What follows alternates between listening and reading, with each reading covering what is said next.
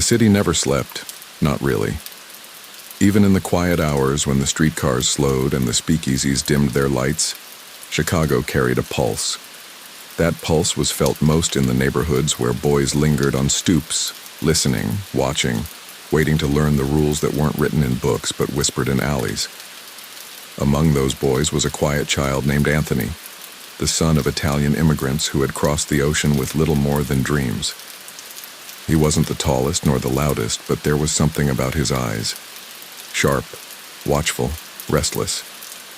Those who knew him couldn't always describe it, but they sensed it. Anthony saw more than most. He was only a boy, but already he understood that power was not in noise, it was in silence. Chicago in the early 1900s was a city of contrasts. Towering buildings rose near the lake, while crowded tenements filled with immigrant families clung to hope in neighborhoods where work was scarce and opportunity even scarcer. Anthony's family settled into the rhythm of this world, his father laboring long hours, his mother stretching every coin. They carried the weight of sacrifice, but their son carried something else, ambition. He loved his parents, but he didn't want their life. He looked at the men who strode confidently through the streets, dressed sharply, carrying themselves with quiet command, and he thought, they make the rules. He wanted to make the rules. Anthony was not drawn to school. Books and lessons seemed distant from the realities around him. What he craved was understanding, the way people moved, the way they spoke, the way certain names carried silence in their wake. He studied these things carefully, absorbing details like a sponge. By his teenage years, he already carried himself differently from other boys. He didn't brag, didn't boast, didn't draw unnecessary attention. He watched, listened, waited. That patience, rare in the restless energy of youth, became his greatest weapon. His neighborhood was alive with men whose names carried weight. They weren't politicians. They weren't businessmen in the ordinary sense, but they were powerful all the same. People lowered their voices when they walked past, stepped aside when their cars rolled by. Anthony noticed how others responded to them, how respect and fear blended seamlessly in a single glance. To him, it wasn't just intimidating, it was fascinating. He wanted to understand it, and more than that, he wanted to be part of it. As prohibition swept across the country, the streets of Chicago transformed. The law had closed doors on liquor, but in doing so, it had opened entire new worlds of opportunity. Behind unmarked doors, in hidden basements, alcohol flowed freely, money stacked in ways unimaginable to ordinary working men. Anthony, now a teenager with sharp instincts and a quiet presence, slipped into this world with ease. He started small, as all did, running errands, keeping watch, delivering messages. But even in small tasks, he stood out. He was dependable. He was calm. He never asked unnecessary questions, and he never failed to deliver. Older men began to notice him. They saw a boy who did not panic when others did, who carried himself with respect even before he had earned it, who seemed to instinctively understand when to speak and when to remain silent. Slowly, Anthony was drawn further in. The men began to trust him with more, and each time, he proved himself. He was never reckless, never careless, and that set him apart in a world where many young men rose quickly, only to burn out even faster. One evening, in the back of a dim club where smoke hung heavy and jazz spilled from the next room, Anthony was asked to stand watch as older figures discussed business. He sat quietly, eyes sharp, ears open. When the meeting ended, one of the men clapped him on the shoulder and said, "You've got the patience most men never learn." Anthony only nodded, but inside he knew it was true. He was not chasing attention. He was building something far stronger. By his late teens, Anthony had already begun to earn a reputation in his neighborhood. Not a reputation for noise or spectacle, but for something subtler. People knew he could be relied upon. People knew he was sharp. People knew that if he was present, things would go smoothly. In a city built on chaos, that kind of steadiness was rare, and it was valuable. His family worried, of course. His mother prayed silently at night, sensing her son was walking a path she could not protect him from. His father, hardened by years of labor, said little, but watched closely. Anthony offered reassurances, and in his own way, he believed them. To him, this life was not about danger but about survival, about carving a place in a city that offered so little to those who waited passively. He would not wait. The city pulsed around him, alive with opportunity and risk. Cars rolled slowly down streets where men disappeared into quiet meetings. Laughter spilled from speakeasies hidden behind unmarked doors. Money changed hands in back rooms where agreements were sealed with nods instead of signatures. Anthony walked these streets with steady steps, his hat pulled low, his eyes always observing. He was still young, but already he was carving out a place in a world where patience was power, where silence spoke louder than words. The boy who once stood on stoops listening to whispers was becoming a man whose name would one day be whispered the same way. He didn't know yet how far the road would take him, didn't know that he would outlast nearly everyone around him, didn't know that his life would become a symbol of quiet endurance. For now, he only knew that he was ready. The city had chosen him, and Tony Accardo was prepared to answer. The city's heartbeat grew louder through the 1920s, each rhythm carried by the secret clinking of glasses behind unmarked doors. Prohibition had turned Chicago into a playground of opportunity for men bold enough to seize it, and for those sharp enough to survive it. Tony Accardo was still young, but he moved with the awareness of someone older. He had begun as a boy running errands, standing watch, carrying envelopes across blocks where trust was measured in silence. Now, he was something more. He was a name quietly trusted, a face recognized by men whose reputations carried weight. It was around this time that his path crossed more directly with the men of Al Capone's outfit. Capone's empire stretched like a web across the city. Speakeasies, breweries, gambling houses, and more, all operating under the cover of shadows, yet influencing nearly every neighborhood. For most, Capone was a figure untouchable, a man whose presence filled rooms and whose name silenced conversations. For Tony, he was not a distant myth, but a leader to study. A man whose charisma built bridges but whose temper often set fires. Tony understood quickly that Capone needed men who could balance those flames, men who steadied the ship when the waves grew too rough. Tony's introduction into this circle did not come through spectacle but through reliability. Older men spoke his name when asked who could be trusted for delicate tasks. He was not reckless, he was not careless, and above all, he did not crave the kind of attention that destroyed men in their world. When he delivered, he did so with precision. When he stood guard, nothing escaped his notice. When he was told to wait, he waited without complaint. These small things mattered more than noise, and in the outfit, men noticed. One evening, he was brought into a dimly lit room where half a dozen figures sat around a table, smoke curling into the air, their voices low but firm. They were discussing a shipment, one that carried more importance than most, and they needed assurance it would arrive untouched. Tony was told to handle it.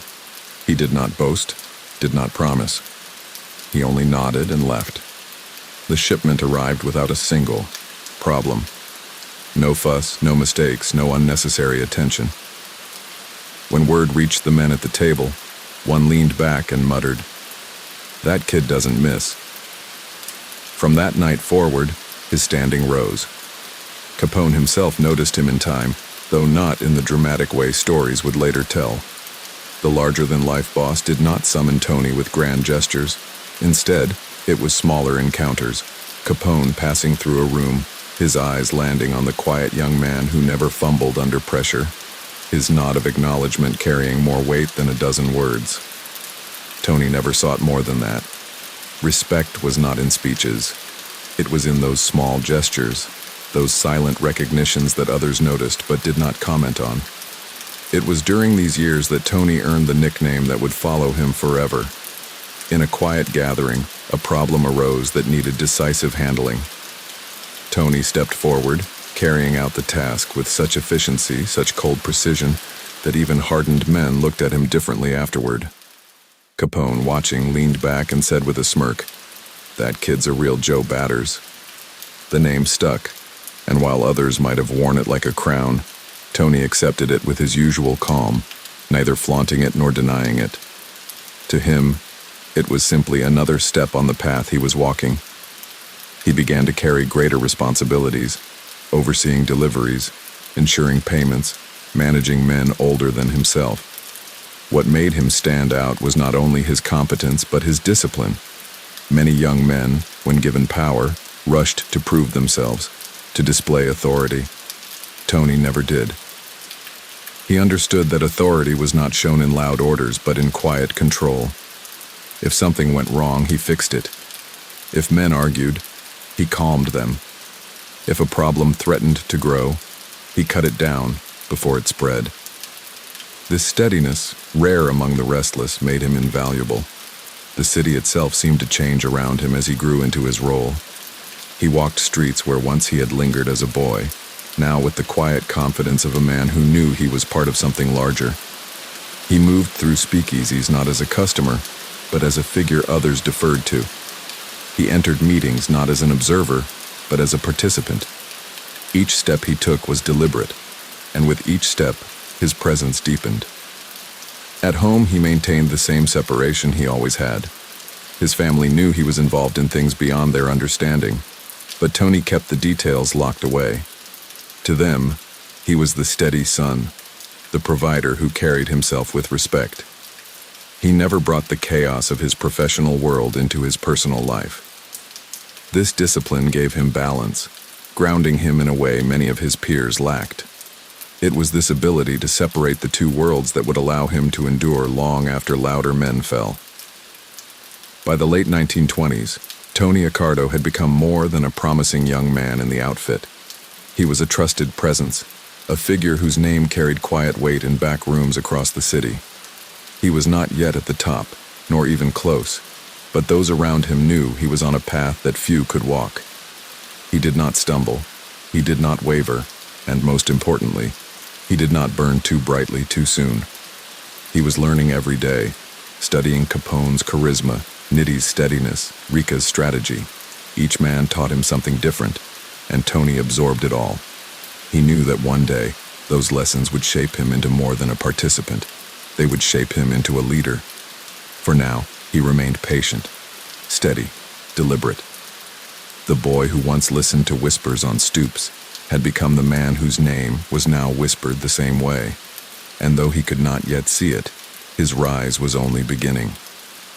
By the end of the 1920s, Chicago had become a city split in two.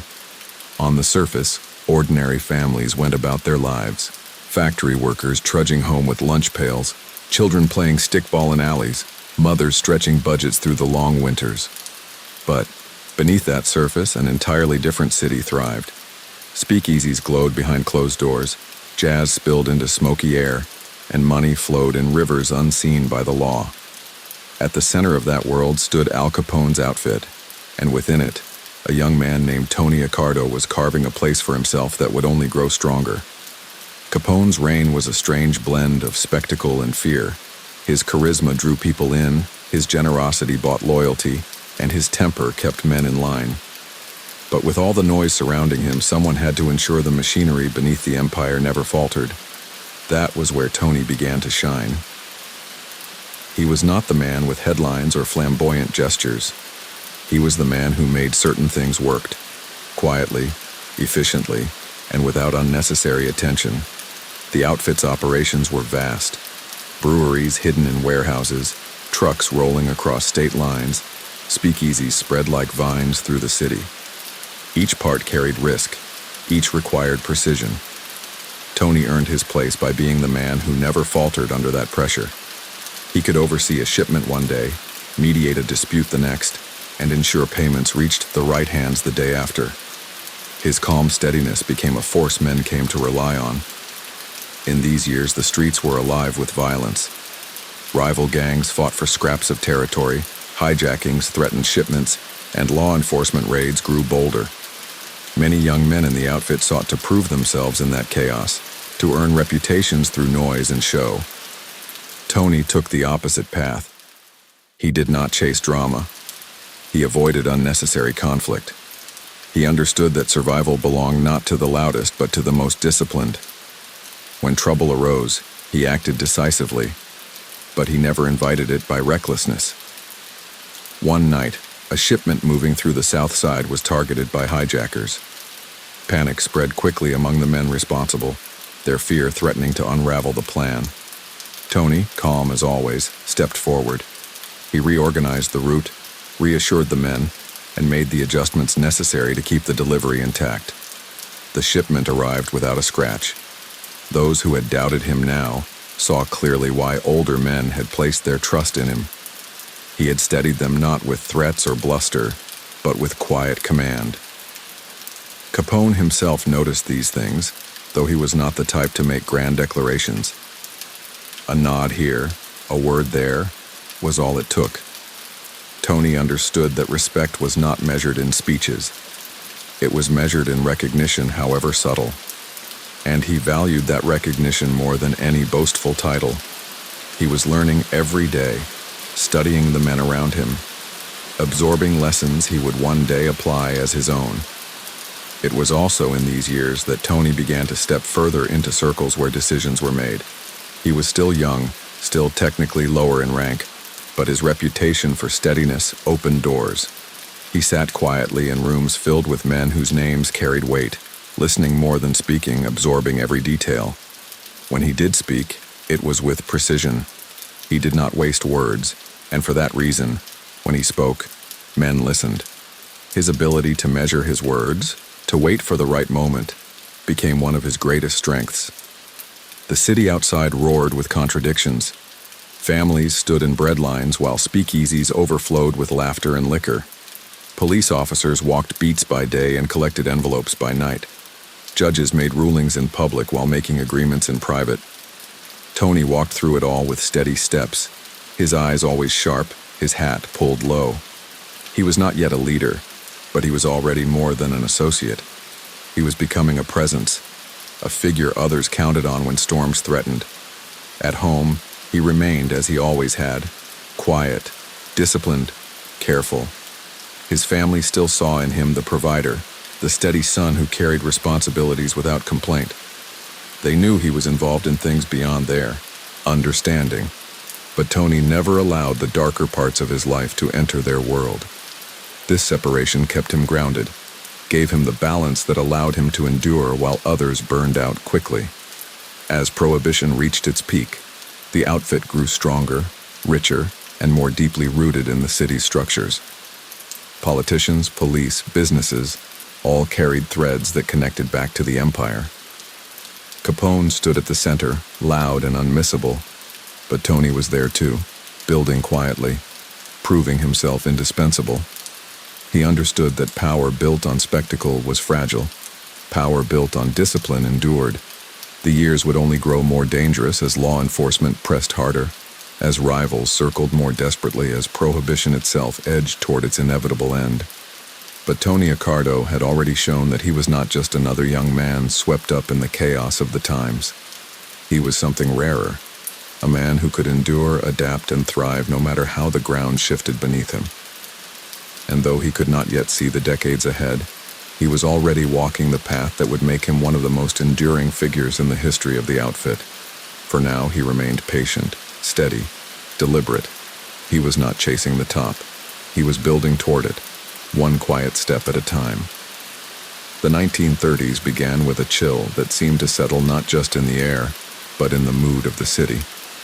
Chicago had lived through the roaring 20s with music and defiance spilling from every hidden club, but the glow had dimmed. Prohibition still stood as law, but it no longer carried the same thrill it once had. The country was sliding into the depths of the Depression, families were losing homes, and work became a daily struggle. In those same streets, the outfit continued to thrive, though even it felt the weight of changing times. For Tony Accardo, the years ahead would be defining. Al Capone, the larger-than-life leader of the empire, had grown too visible, too loud, too flamboyant. His name had become a target, his face a symbol of everything the government wanted to destroy. Newspapers followed his every move. Reporters turned his life into a circus, and federal agents hunted him relentlessly. Tony, ever the quiet observer, watched as the inevitability of Capone's downfall drew closer with each passing year. He respected Capone, but he understood what the boss never seemed to grasp. Attention was poison. When Capone was finally convicted on tax charges in 1931, the city seemed to hold its breath. The papers screamed victory, the government celebrated, and many predicted the outfit would crumble without its charismatic leader. But inside the organization, men like Frank Nitti and Paul Ricca stepped forward, and behind them, in the quiet shadows, Tony Accardo began to take his place as well. He was not the one making speeches or grand gestures. He didn't need to be. His steadiness, his discipline, his reputation for never faltering had already made him essential. Frank Nitti assumed more responsibility, his calm pragmatism guiding the outfit through the uncertainty that followed Capone's imprisonment. Paul Ricca, sharp and calculating, added his own influence. Together, they formed a leadership that was less flashy, less noisy, but in many ways, more durable. Tony found himself drawn into their circle, trusted more deeply, relied upon more heavily. His role was not yet formalized, but his influence grew with each task he carried out, each quiet success he delivered. The outfit shifted focus in those years. Prohibition still provided profits, but it was clear to men like Nitti, Ricca, and Accardo that the law could not last forever. They began laying foundations in other ventures: gambling, labor racketeering, construction, even beginnings of influence in legitimate businesses. Tony was instrumental in this transition. He saw clearly that survival meant adaptation, and he proved himself capable of managing operations in ways that kept profit steady while avoiding unnecessary risks. The streets outside reflected the struggle of the Depression. Bread lines stretched for blocks, families shivered in apartments with little heat, desperation filled every corner. Yet for the outfit, opportunities remained. Desperate men were easier to influence, unions were easier to sway, businesses were more vulnerable to quiet control. Tony helped expand the outfit's reach into these areas, always moving cautiously, always avoiding the kind of spectacle that had doomed Capone. He carried himself with the same discipline at home as he did in business. Neighbors still saw him as a quiet man, steady, unremarkable to those who did not look too closely. He did not flaunt wealth, did not draw attention, did not repeat the mistakes of men who believed power had to be displayed loudly. To his family, he remained a provider, careful and consistent. To his colleagues, he was becoming something more, an anchor in a world that constantly shifted. One evening, as the outfit's top men gathered in a smoke-filled room, arguments broke out about the future. Some wanted to hold on to Prohibition's profits until the very end. Others pressed for expansion into gambling and unions. Voices rose, tensions flared. Tony sat quietly through it all, listening, watching. When the shouting faded, he spoke a few calm words, outlining a balance that preserved the present while building for the future. His logic was simple, his tone measured, and the room settled. It was not a dramatic moment, but it was a telling one. Those present understood that Tony's voice carried more weight than his years should have allowed. As Prohibition finally staggered to its end in 1933, the outfit did not collapse as many outsiders predicted. It adapted. The speakeasies faded, but gambling houses grew. Unions bent under quiet influence. Construction and trucking contracts brought steady profits. The outfit became less a creature of the past and more a machine built for the future. And in this evolution, Tony Accardo became a critical architect. The city outside celebrated the return of legal alcohol, bars opening openly for the first time in over a decade. But for Tony and the men he worked with, it was simply another change to navigate. The outfit had grown too large, too powerful, too deeply rooted to disappear. They had diversified, and in doing so, they had secured survival. Tony, with his patience and quiet strength, was now seen not as a boy earning his place, but as a man whose place was already secured. He continued to study, to learn, to absorb. From Nitti, he learned pragmatism. From Rika, strategy. From Capone's fall, he learned the dangers of spectacle. Each lesson was filed away, shaping him into the leader he would eventually become.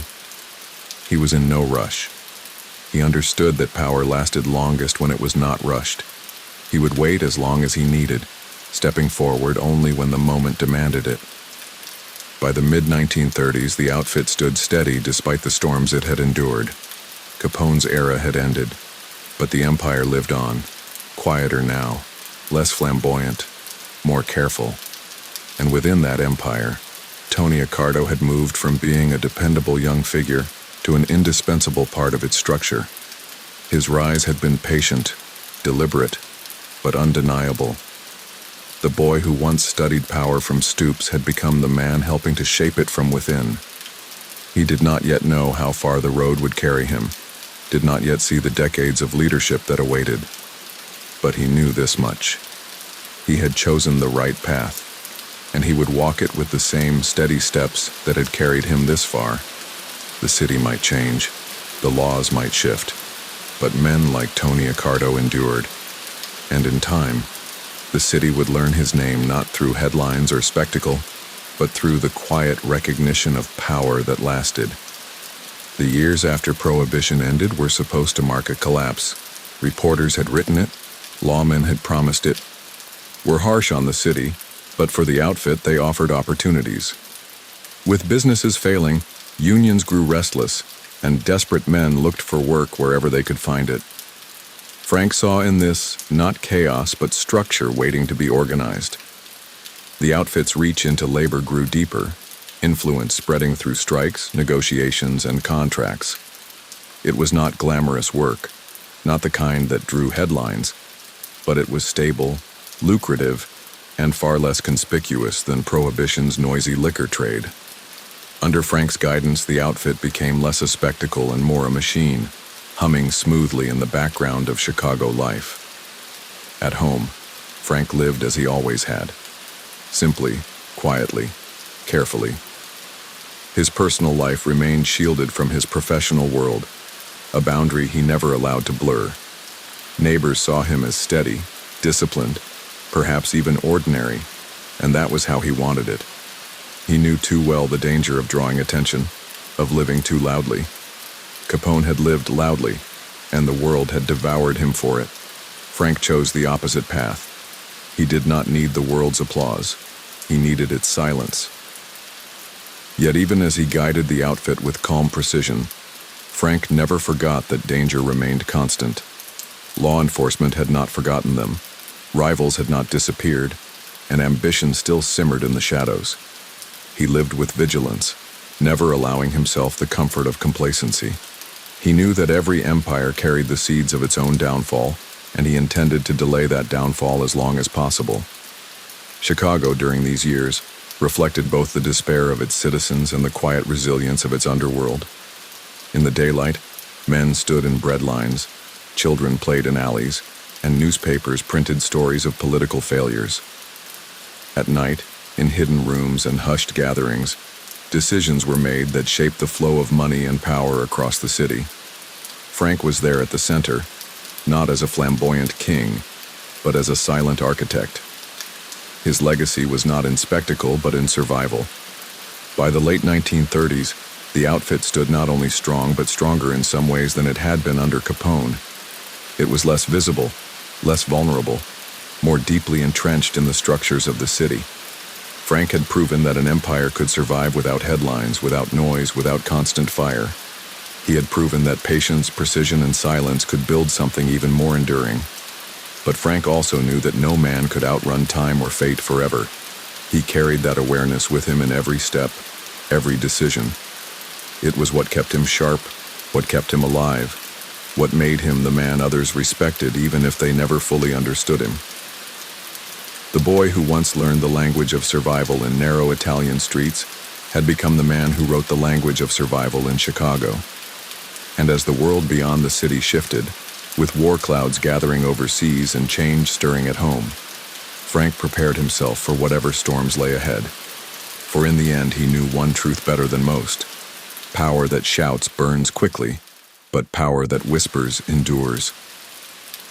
The late 1930s bled into the 1940s with a tension that stretched across the world. War clouds gathered overseas. Headlines screamed of invasions and battles in places most Chicagoans had never heard of, and the United States stood at the edge of a storm it could not avoid. For the city itself, daily struggles continued. Families coping with the depression, businesses scraping by, neighborhoods holding on to hope with thin threads. Beneath all this, the outfit continued its quiet rhythm, its influence woven into corners of the city that few outside truly understood. At the helm of that machine stood Frank Nitti, calm as ever, steady as the river that wound its way through the city's heart. His leadership style had long since proven itself. Where others relied on spectacle, Frank relied on structure. He kept operations smooth, avoided unnecessary risks, without noise.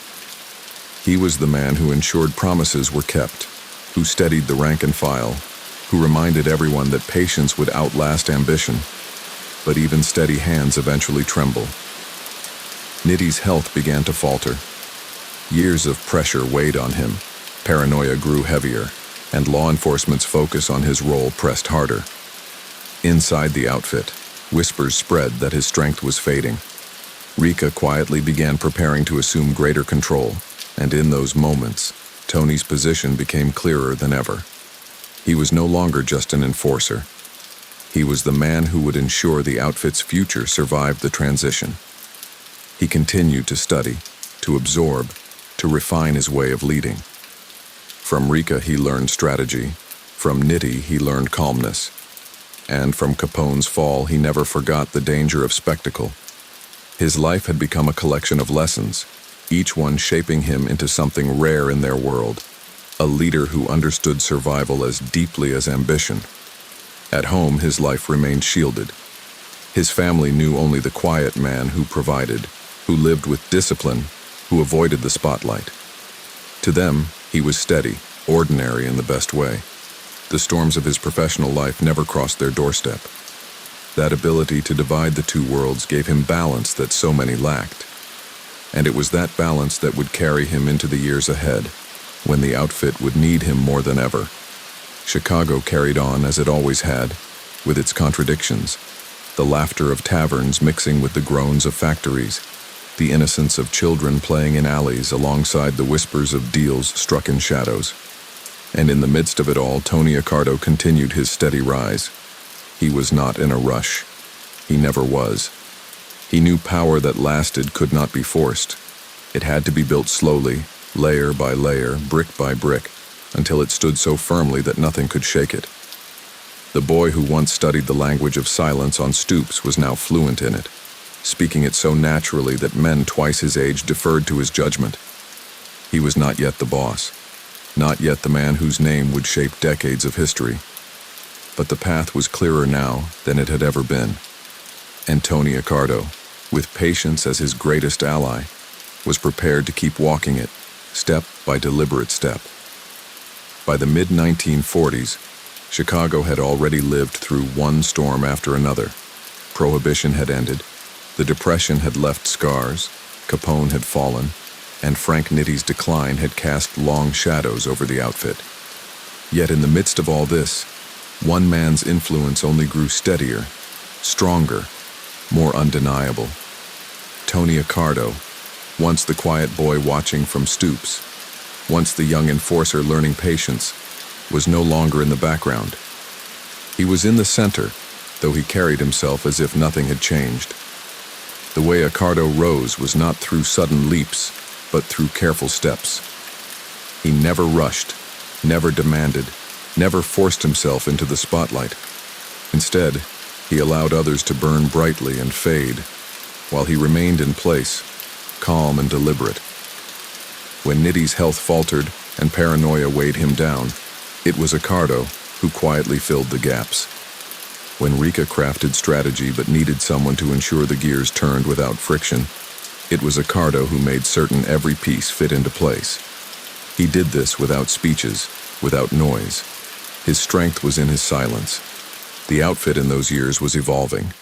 Liquor was no longer its lifeblood, but gambling thrived, labor racketeering deepened, and legitimate businesses slowly intertwined with the hidden hand that guided the city. Casinos outside Chicago began to glimmer with potential, and whispers of expansion westward reached the inner circle. Accardo studied these opportunities carefully. He understood that the future of the outfit would not be decided only in Chicago streets but in places where money could flow endlessly under softer lights. He didn't chase these ideas recklessly, but he kept them close, waiting for the right time. At meetings, Accardo's presence became increasingly obvious. He didn't sit at the head of tables, but men turned their eyes to him anyway when debates grew heated. His calm tone cut through louder voices. His ability to summarize a problem in a few clear words saved hours of argument. He rarely raised his voice, and for that reason, when he did speak firmly, men paid attention immediately. Respect was not demanded. It was given freely because Tony had earned it through years of consistency. One late night, in a quiet gathering away from prying eyes, Rika leaned on Accardo more openly than before. They spoke of the outfit's future, of Nitty's decline, of the pressure from law enforcement that would never disappear. Rika had the vision, but even he admitted that execution required steadiness. Tony listened carefully, nodded, and gave his measured answers. Rika left that night knowing that if the outfit were to endure beyond his own reach, Accardo would be the one to carry it. Tony, as always, did not boast about this recognition. He simply went back to work. The war years changed Chicago in countless ways. Factories hummed with production. Men left for distant battlefields. Women filled roles they had never been allowed before. Yet while the city's surface glowed with patriotism, the outfit continued beneath, steady as ever. Accardo guided operations with his usual discipline, ensuring that labor unrest never disrupted the flow, that gambling dens thrived quietly, that law enforcement saw nothing too obvious. He knew that war gave the government new powers, and he ensured those powers never landed squarely on them. At home, he remained the same quiet provider he had always been. He avoided spectacle, never flaunted wealth, never invited attention. His suburban homes were comfortable but not ostentatious, his habits deliberate but unremarkable to outsiders. Neighbors saw him as a steady man, quiet, polite. Few guessed the weight of decisions he carried daily. This was his genius. He lived invisibly even while shaping one of the most powerful organizations in the country. Within the outfit, younger men began to look to him as the model. They noticed how he carried himself, how he never rushed, never revealed too much, never made mistakes that could not be corrected. They saw in him the balance of caution and power, and many tried to imitate it. Yet none had his patience. That was what truly set Tony apart. He was willing to wait as long as necessary for the right move, while others always sought quick fortune. He understood that time itself was his greatest ally. By the end of the war, Accardo's place was undeniable. Nitty was gone. Rika's influence remained strong but increasingly behind the curtain, and Tony stood where few men ever reached. He was the leader in all but name, the man whose judgment shaped decisions, whose discipline kept the outfit steady, whose quiet authority commanded respect across the city. He did not declare himself boss. He didn't need to. Men already treated him as if he were. And yet, even with this power, Tony carried himself the same way he always had, calm, patient, silent. He walked the same steady streets, his hat low, his eyes sharp. He did not chase headlines, did not court attention, did not allow his name to be shouted the way Capone's had been. He had learned that lesson too well. Power survived best when it was invisible. The city had changed, the world had changed, but Tony Accardo had adapted with it. He was no longer the young enforcer earning trust. He was no longer the rising figure waiting for his moment. He was the steady hand shaping the outfit's future, a man whose patience had turned into power, whose silence had become command. The boy who once dreamed of making the rules was now the man who wrote them. And though he would live decades more, guiding the outfit through eras others could not imagine, the foundation of that legacy was already set. He had become the quiet architect of survival, the one who proved that power whispered was power that endured. The war ended with parades, flags, and promises of prosperity. Chicago's streets filled with soldiers returning home, families reunited, factories shifting from weapons to consumer goods. The city carried hope again, but beneath the noise of celebration, the outfit remained as steady as ever. It was in these years that Tony Accardo's influence grew beyond Chicago's neighborhoods and into territories that stretched across the country. He was no longer just guiding the outfit through survival. He was building something larger, something meant to last decades. The opportunities after the war were endless. The nation was booming. Industries were expanding. Money was moving faster than it had in years. Legitimate businesses grew, and with them came opportunities for influence.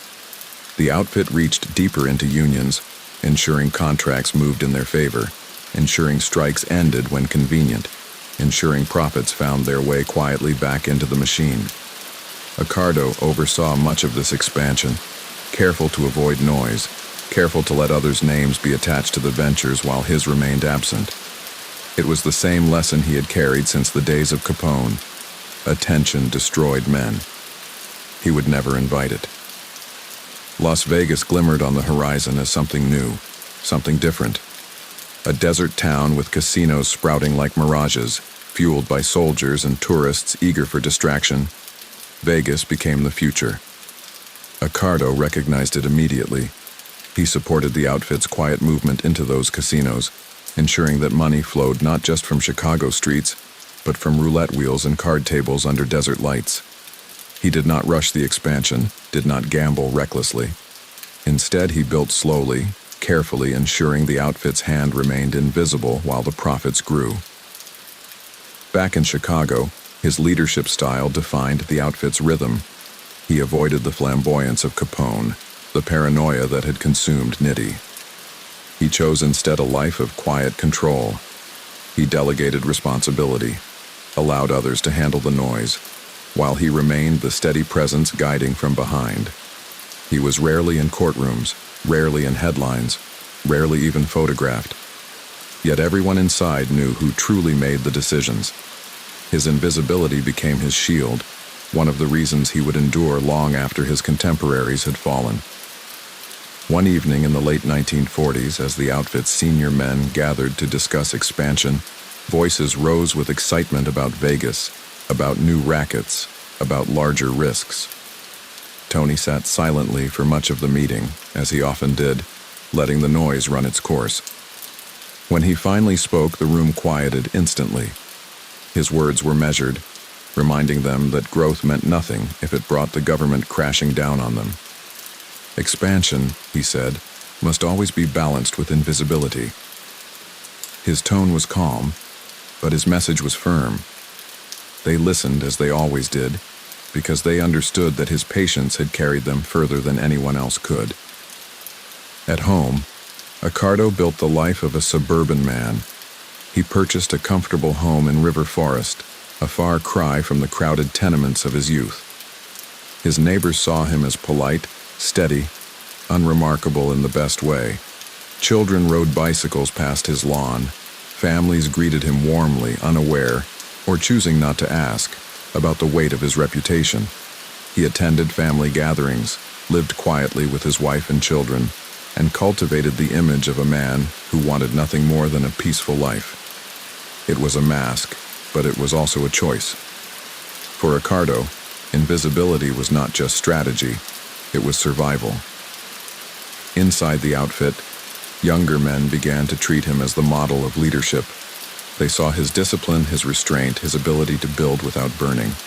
They admired how he had avoided prison, avoided constant raids, avoided the headlines that ruined so many. He had proven that a leader could guide for decades if he understood the value of silence.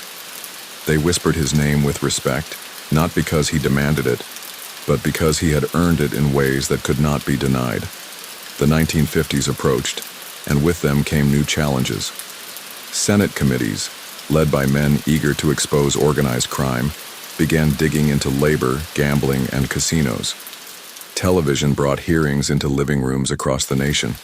Names were spoken publicly, reputations shredded in front of cameras. Yet through it all, Tony Accardo's name rarely surfaced. He had designed his life carefully, ensuring others stood in front while he remained in the shadows. He understood that the men who became symbols were the men who fell first. He would never allow himself to become a symbol. Even as pressure mounted, the outfit thrived. Profits from Vegas grew, labor racketeering deepened, construction contracts carried their hidden influence, and businesses, both legitimate and otherwise, flowed with money. Accardo guided it all with the same calm hand, the same discipline that had defined his rise. He was not chasing headlines. He was building an empire meant to survive them. Chicago itself reflected his approach. The city had grown quieter in some ways, less wild than the Prohibition days, but more deeply influenced by the outfit's hand. Politicians owed favors, unions bent easily, businesses carried invisible strings. Ordinary citizens often had no idea how far the reach went, but those who did understood that Tony Accardo was the quiet architect of it all. He never announced it, never displayed it, but it was there in every decision, every contract, every coin that found its way back into the outfit's pockets. By the late 1940s, Tony Accardo was not just a leader, he was the leader. His reign was not declared with noise but accepted with certainty. He had outlasted louder men, steadied uncertain ones, and shaped the outfit into something stronger, broader, more enduring. He had proven that power did not need to roar. It could whisper and last longer. And though he knew storms would come, law enforcement, rivals, shifting times, he carried with him the same lesson he had always lived by. Patience was power. Silence was survival. The boy who once dreamed of making the rules was now the man who wrote them, not with noise, but with the steady hand of endurance. The 1950s brought a new kind of storm to organized crime in America. It wasn't the sound of gunfire echoing in alleys or rival gangs fighting for scraps of territory, or even the familiar knock of law enforcement at hidden doors. This storm came with cameras, microphones, and senators eager to show the nation that no one was above the law. The Kefauver hearings, broadcast into living rooms across the country, dragged the hidden world of organized crime into the light for the first time. Ordinary citizens sat glued to their televisions, listening to names and faces they had never known suddenly revealed as part of vast, invisible empires. In Chicago, the outfit braced itself for the attention.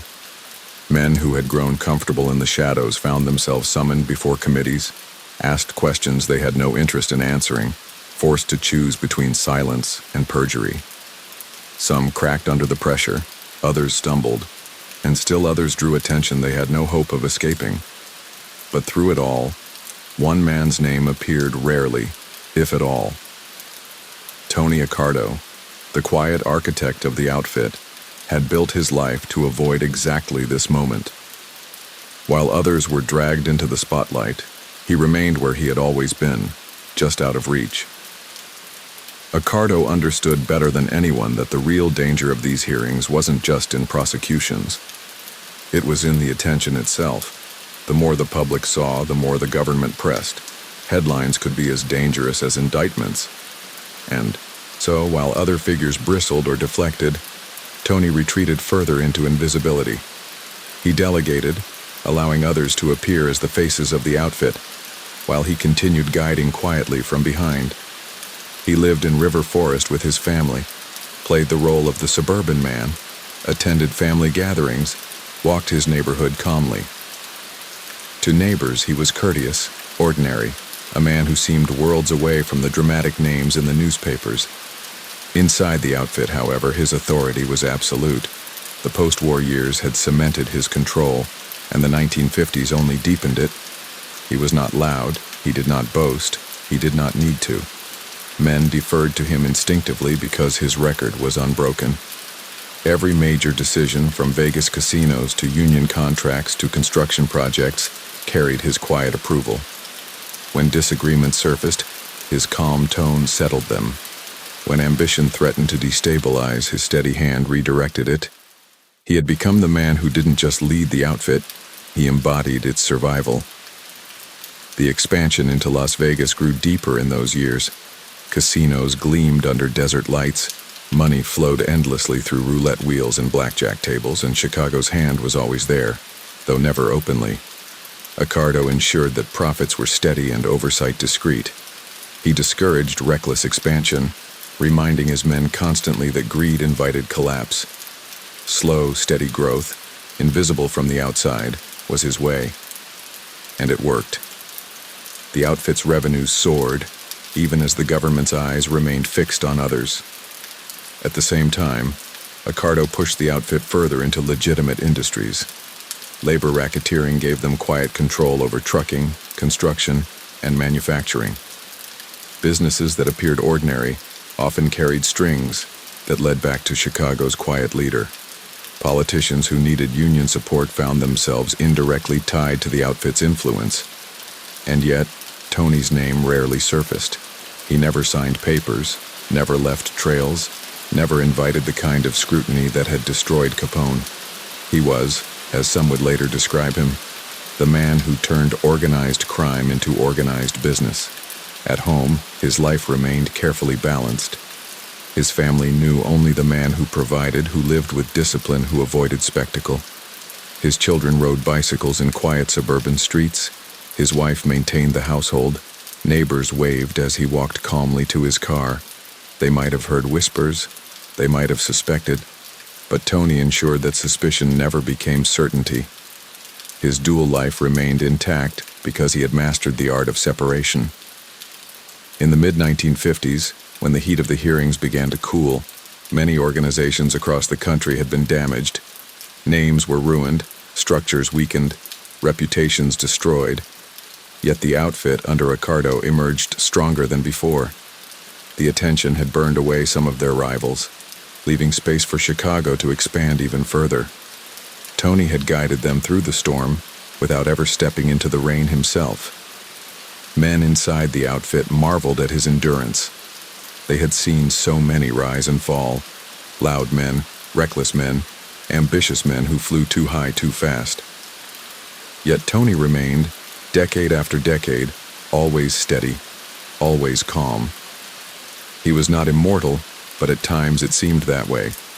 To the younger generation, he became less a man and more a lesson. This was how you survived. This was how you led. This was how you endured in a world that devoured men quickly. By the late 1950s, Accardo was in his 50s, still strong, still sharp, still unshakable. He had outlasted Capone's flamboyance, Nitty's paranoia, Rika's strategic brilliance. He had built something that none of them fully achieved. A reign not of spectacle, but of longevity. He had turned whispers into command, patience into power, silence into survival. The outfit thrived, not despite him, but because of him. And though he knew storms would come, again, new investigations, new rivals, new shifts in the world, he also knew he was prepared. He had built his entire life for this. He had been the boy who studied from stoops, the young man who earned trust with silence, the rising figure who never faltered, the leader who never sought headlines. Now he was the architect of something larger than himself, something that would endure long after the hearings had faded from memory.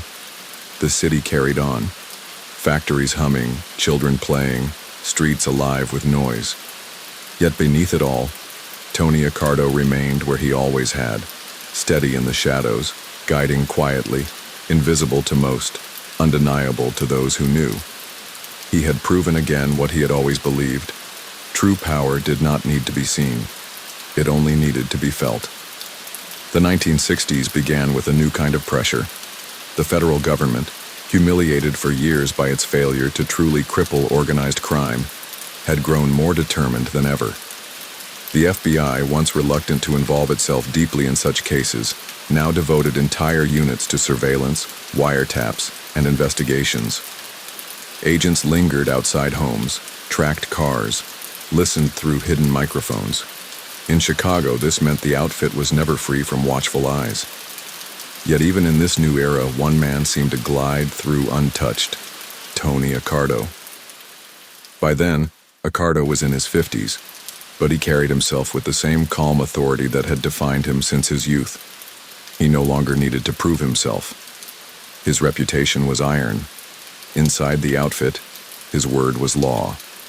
Younger men rose and fell. Ambitious figures reached for more, but none could move without considering what Accardo would think. His presence hovered over every decision, even if his name rarely appeared in discussions. He had become less a participant and more a constant, a force that endured no matter how the city or the country shifted. The FBI tried repeatedly to connect him to operations, gambling houses, labor rackets, Vegas casinos, but Tony had built his life to avoid exactly that.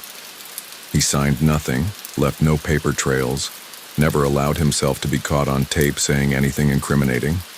He spoke in measured tones, used trusted intermediaries, and ensured that distance always shielded him.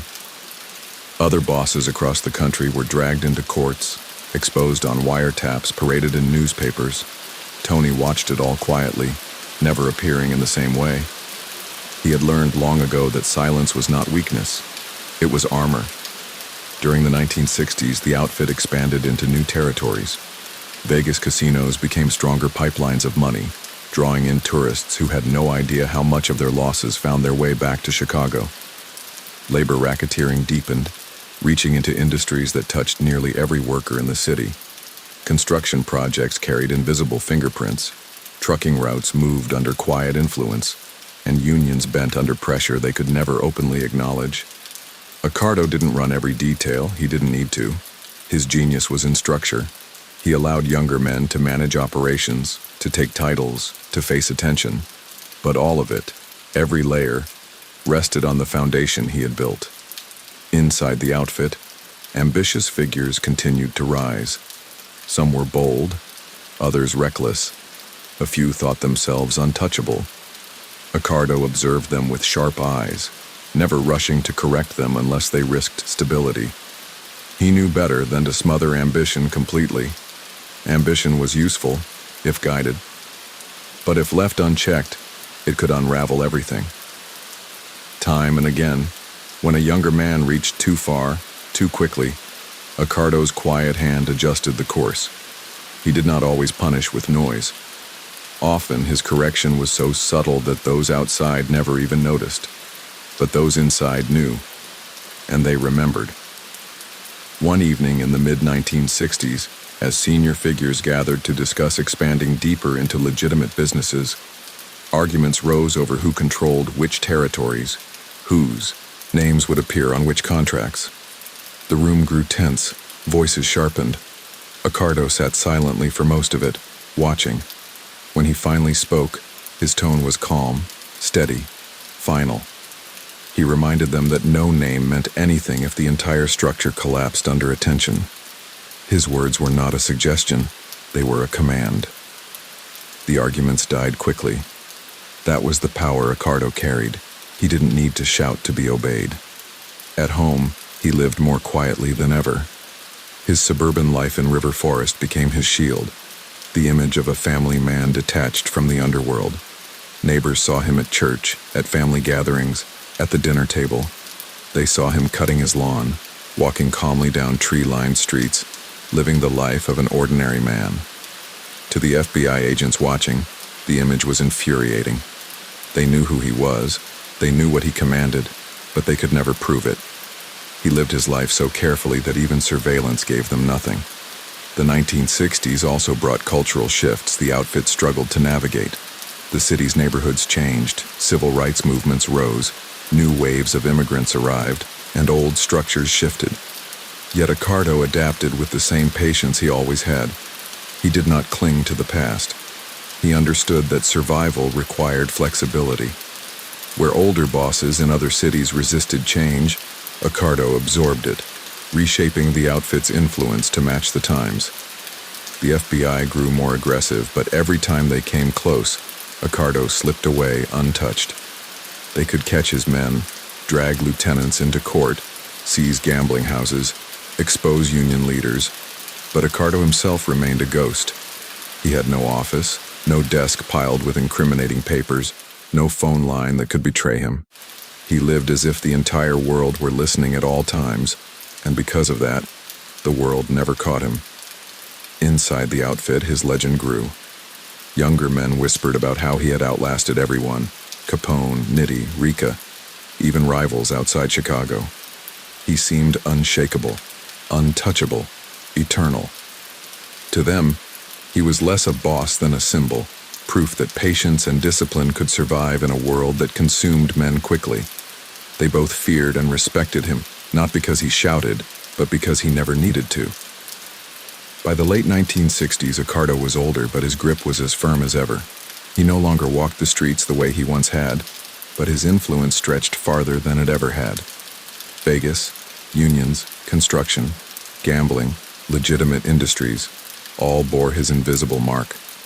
The outfit was stronger than ever, less visible, less flamboyant, but deeply rooted. And it was Tony Accardo's calm hand that had built it. The world outside shifted into turbulence. Protests filled streets. Wars overseas divided families. Politicians fell to scandal. Yet in the midst of this chaos, Tony's steady presence kept the outfit balanced. He had proven again what he had always believed. True power did not burn quickly. True power endured. And Tony Accardo, the boy who once listened to whispers on stoops, had become the man whose whispers carried across decades.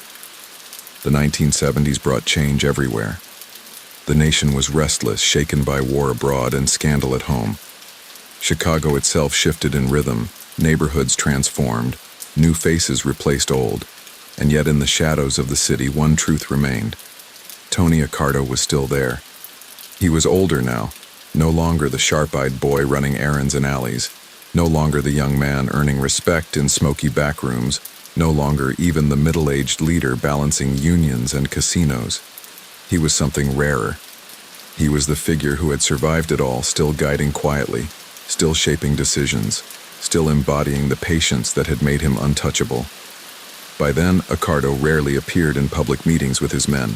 He no longer needed to. He had lieutenants, trusted figures, younger bosses who carried out the daily operations, who managed the gambling houses, the unions, the construction deals, the casinos in Las Vegas. They were the names spoken in headlines when the FBI made arrests or when reporters wrote stories. But behind them, in quiet homes and subtle conversations, Accardo's word still carried the final weight. He didn't need to raise his voice or show his face to control the outfit. His presence was ingrained so deeply that it guided everything without needing to be seen. The FBI still tried, year after year, to tie him directly to crimes. They tapped phones, followed cars, studied documents, flipped informants.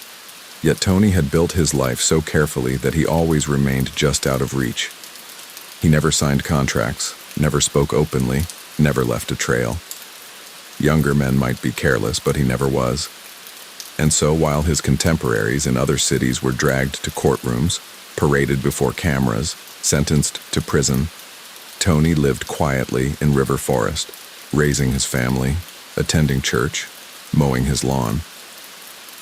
Neighbors saw an older man living a quiet suburban life, polite and steady. The myth and the reality coexisted, but only those inside the outfit truly knew how much power he still held. The 1970s also brought shifts inside the outfit. Ambitious younger men vied for influence, pushing into new ventures, sometimes clashing with one another. Violence erupted here and there, but through it all, Accardo remained untouched. When disputes threatened to grow, his calm voice settled them. When ambition pushed too far, his quiet hand corrected it. Even in old age, his discipline commanded obedience. Men decades younger deferred to him, not just because of his past, but because his presence still carried weight. He had outlasted all the loud men, all the reckless ones, all those who mistook attention for power. His patience had proven stronger than bullets, stronger than courts, stronger than time itself. The outfit's ventures in Las Vegas continued to bring in fortunes. Casinos thrived, union connections remained strong, and legitimate businesses carried quiet influence. Accardo no longer traveled often, but his reach stretched farther than ever. He had built something larger than himself, a machine that endured even when he stepped back. That was his true genius, not just surviving, but ensuring that the structure he shaped would survive too. In his later years, Tony embraced the quiet life more openly. He enjoyed time with his children and grandchildren, hosted family gatherings, attended neighborhood events. To those outside the world of whispers, he looked like any other aging man enjoying his family. He had built walls so strong between his two lives that few could see past them. The FBI still watched, still tried, still hoped to catch him, but he slipped past their grasp every time. In 1978, a burglary at his home brought his name back into headlines. Thieves had broken in, stolen jewelry, valuables, reminders of the wealth he had accumulated quietly over decades. To most men, it would have been an embarrassment, but to Accardo, it was simply another test of control. The burglars were eventually found, and though no direct link was ever proven, the outcome sent a clear message. Even in his old age, Accardo was not a man to cross. His authority had not weakened. If anything, it had grown sharper with time. Through the 1980s, as other bosses across the country fell, exposed by wiretaps, betrayed by informants, consumed by greed, Tony remained.